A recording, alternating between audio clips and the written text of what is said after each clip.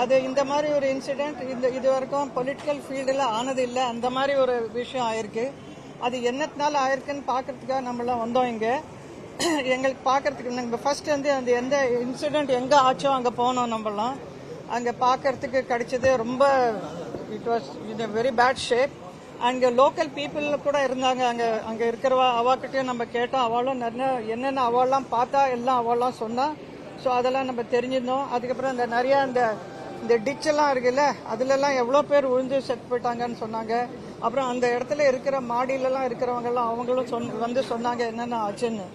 So we have got all the information what happen.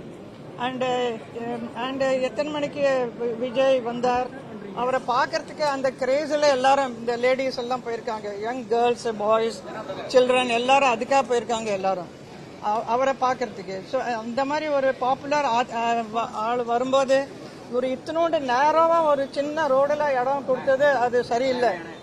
முதல்ல இருந்தே they should have plan to give in a proper place. அவள் அந்த மாதிரி கொடுக்கல. So and on top of it அவர் விஜய் வந்து பெரிய பஸ்ஸில் வந்திருக்காரு. அந்த road is small and then electricity போயிடுத்து, திடீர்னு போயிடுத்து. இதெல்லாம் வெரி சம்திங் வெரி ஃபிஷியாக இருக்கிற மாதிரி இருக்காரு. இது நேச்சுரலாக ஆகிற மாதிரி இல்லை.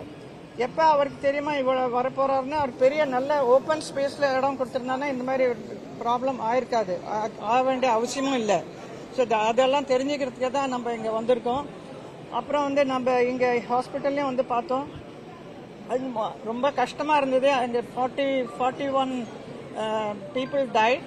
அதில் வந்து நிறைய லேடிஸ்லாம் இருந்திருக்காங்க, சின்ன பசங்க அண்ட் இன்ஃபென்ட் ஆல்சோ, குட்டி பேபிஸ்லாம் கூட இருந்திருக்கு. So very very sad what happen.